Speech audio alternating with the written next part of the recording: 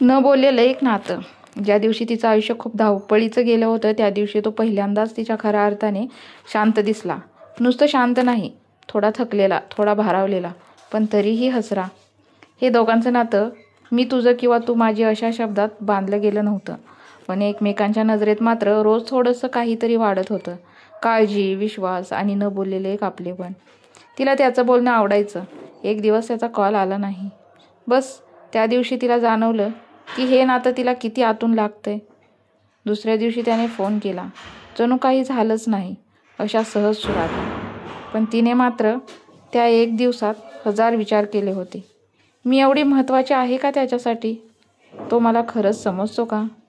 की मीच जास्त मनाला लावून घेतलं? तो मात्र खूप साधा होता. त्याच्या बोलण्यात कोणतीही नाटकी गोडी नव्हती, पण त्याच्या आवाजात एक अशी ऊब होती जी तिला कुठेच मिळत नव्हती. एक दिवस ती त्याला म्हणाली, तुझं बोलणं ऐकलं की मला शांत वाटतं. का ते मला माहीत नाही.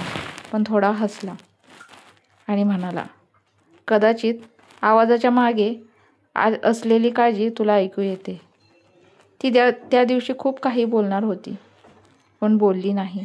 कारण नाती कधी कधी शब्दांनी नाही तर कोमल शांततेनं जपली जातात. आणि तोही रोज तिची वाट पाहायचा. तिचा दिवस कसा गेला, तिने काय खाल्लं, ती दुखावली तर नाही ना, हे सगळं जाणून घेण्यासाठी. एकमेकांना वेळ देणं, थोडं हसणं, थोडं चिडवणं आणि खूप सारा काळजीचा आवाज, असं त्यांचं नातं होतं. कधी कधी दोघांमध्ये अंतर यायचं, कधी 2 दिवस फोन नसायचा, पण मनात मात्र दोघेही एकमेकांसाठी जागा ठेवूनच होते. नात्याला नाव नव्हतं, पण जपणं होतं. प्रेम नव्हतं म्हणायला, पण एकमेकांचं महत्त्व खूप होतं. आणि कथा इथेच संपते बरं का. प्रेमात नाही, तुटण्यात नाही, तर समजून घेण्यात.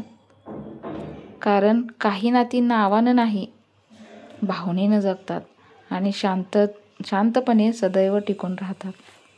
तर मित्रांनो, कशी वाटली कथा मला नक्की कमेंटमध्ये सांगा. आणि अशाच नवीन कथेसह आपण उद्या नवीन कथेसह भेटू. तोपर्यंत बाय, टेक केअर.